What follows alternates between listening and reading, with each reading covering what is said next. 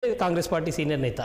అదేవిధంగా కారుమూరు వెంకటరెడ్డి గారు వైసీపీ అధికార ప్రతినిధి, ఎంఎస్ పార్థసారథి గారు బీజేపీ నేత, మాజీ ఎమ్మెల్యే, విజయ్ కిరణ్ గారు టీడీపీ అధికార ప్రతినిధి.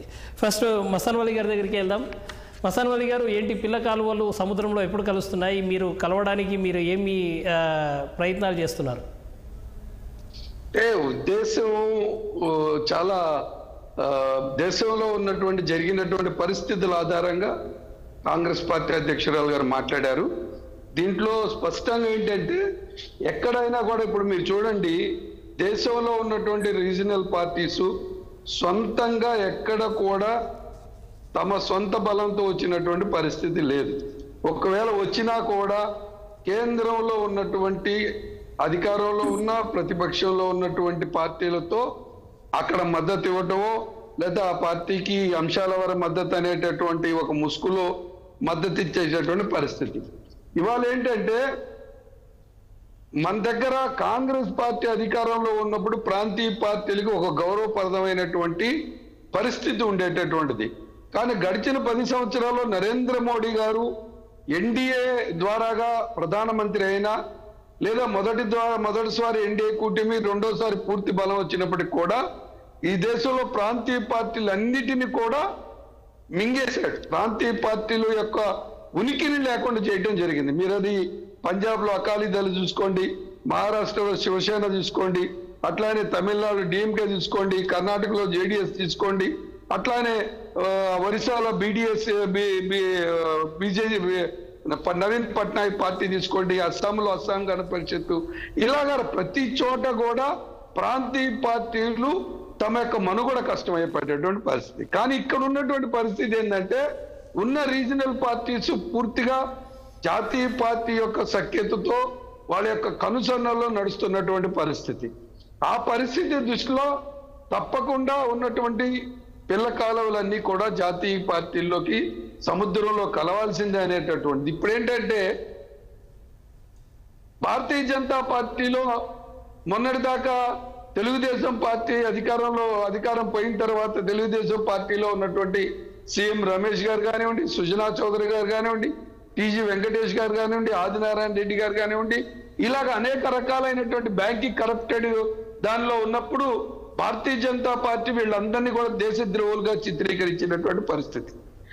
ఆ పరిస్థితులతో అప్పుడున్నటువంటి మోడీ ప్రభుత్వం వాళ్ళ మీద కేసులు, వాళ్ళ మీద విచారణ, బ్యాంకు కరప్టెడ్, సిబిఐ ఎంక్వైరీ, అనేక రకాలైనటువంటి వేధింపులు కానీ వాళ్ళ మీద ఎంక్వైరీ చేసినటువంటి పరిస్థితి. వాళ్ళందరినీ కూడా వాషింగ్ మిషన్ లో భారతీయ జనతా పార్టీ అనేటటువంటి పార్టీలో చేరిన తర్వాత వాషింగ్ మిషన్ లో కడిగింది వేసి బయటకు వచ్చినట్టుగా వాళ్ళంతా కూడా ఆని ముత్యాలైపోయి, ఒకళ్ళేమో అనకాపల్లి నుంచి, ఒకళ్ళేమో విజయవాడ నుంచి, ఒక ఆయన మళ్ళీ జమ్ములపల్లి నుంచి, అట్లాగనే అనేక మంది మరి లేడీగా ఎంపీగా కానివ్వండి, వీళ్ళంతా ఇవాళ పునీతులు అయిపోయారు. వాళ్ళ మీద ఎంక్వైరీ లేవు, వాళ్ళ యొక్క బ్యాంక్ కరప్టెడ్ కానివ్వండి, వాళ్ళ మీద జరిగేటటువంటి కేసులు కూడా మరుగున పడినటువంటి పరిస్థితి. ఇవాళ మీరు చూస్తే తెలుగుదేశం పార్టీ, జనసేన, బీజేపీ, మీరు జీవీఎల్ నరసింహరావు గారి గతంలో కూడా మాట్లాడిన రికార్డు ఉంది నా దగ్గర, ప్రస్తుతం నా దగ్గర లేదు. మేము జనసేన కలిసి పోటీ చేయబోతా ఉన్నాం. తెలుగుదేశం జగన్ పార్టీలో ఒక పార్టీ పతనం అవబోతా ఉంది. మేము రాబోయేటటువంటి రోజుల్లో ఒక ఫోర్స్ గా తయారయ్యేటటువంటి ప్రయత్నం చేయబోతున్నాం అని చెప్పినటువంటి మాట. కానీ జరిగింది ఏమిటి? తెలుగుదేశం పార్టీలో ఉన్నటువంటి నాయకులు ఎప్పుడైతే భారతీయ జనతా పార్టీలో చేరారో, కాంగ్రెస్ లో మళ్ళా భారతీయ జనతా పార్టీలో నుంచి భారతీయ జనతా పార్టీలో చేరిన తర్వాత వాళ్ళంతా భారతీయ జనతా పార్టీ మీద ఒత్తిడి తీసుకొచ్చి అక్కడ ఉన్నటువంటి యూపీఏ కాస్త ఇండియా కూటమైపోయి ప్రజల యొక్క మద్దతు కూడగొడుతున్నటువంటి పరిస్థితిలో మరి దేశద్రోహులుగా పిలిచినటువంటి వ్యక్తులంతా కూడా భారతీయ జనతా పార్టీ ద్వారాగా ఇవాళ ఆ కూటమిలో అధికారంలోకి వచ్చిన తర్వాత ఎవరైతే తెలుగుదేశం పార్టీ భవిష్యత్తులో అవినీతితో కూడుకున్నటువంటి మంత్రులు కానీ, వైసీపీలో ఉన్నటువంటి మంత్రుల మీద విచారణ పేరు మీద జరగబోయేటటువంటి పరిస్థితి, చంద్రబాబు నాయుడు గారు ఈ కూటమి వాళ్ళ మీద ఎక్కడ ఇబ్బందులకర పరిస్థితులు జరగబోతున్నాయి అనేటటువంటి ఇండికేషన్ రాబోతుందో వాళ్ళందరూ కూడా మరలా భారతీయ జనతా పార్టీ వైపు వెళ్ళేటటువంటి ప్రమాదం ఉంది.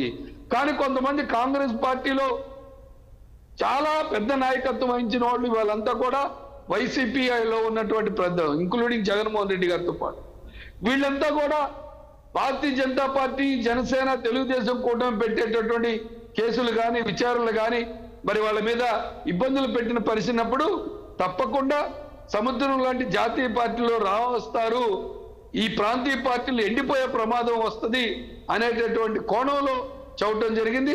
తప్పకుండా ఈ కూటమి కక్ష సాధింపులతో కాకుండా ఇవాళ అప్పులు మయం చేశారు. గడిచిన 10 సంవత్సరాలు ఈ ప్రాంతీయ పార్టీలు అది రాజధాని, పోలవరమా, ఉత్తరాంధ్రనా, రాయలసీమ వెనుకబాటుతనమా, లేదా కోస్తా కారిడారు విశాఖపట్నం నుంచి చెన్నై దాకా కోస్తా కారిడార్ నియమింపమా, రాష్ట్ర విభజన అంశాల్లో సాధించడంలో 10 సంవత్సరాలు భారతీయ జనతా పార్టీకి గంపగుత్తగా అది తెలుగుదేశం కానీ వైసీపీ కానీ దేశంలో ఏ రాష్ట్రంలో ఇవ్వనట్టు మద్దతు నరేంద్ర మోడీకి ఇచ్చి గంపగుత్తుగా మద్దతు పలికి రాష్ట్ర గౌరవాన్ని, రాష్ట్ర అభివృద్ధిని, సంక్షేమాన్ని నరేంద్ర మోడీ గారి కాళ్ళ దగ్గర తాకట్టు పెట్టినటువంటి పరిస్థితుల్లో ఇవాళ చూడాలా ఈ కూటమి ఈ ఆంధ్ర రాష్ట్ర ప్రజల యొక్క మరి ఎంతవరకు కాపాడుతారో, సంక్షేమం కాపాడుతారో, రాష్ట్రాన్ని ఏ విధంగా అభివృద్ధికి తీసుకెళ్తారో వేచి చూడాల్సినటువంటి పరిస్థితి ఉంది. తప్పకుండా మా అధ్యక్షురాలు చెప్పినటువంటి మాట ఏంటంటే వైసీపీ మీద జరగబోయేటటువంటి కక్షలు, కేసులు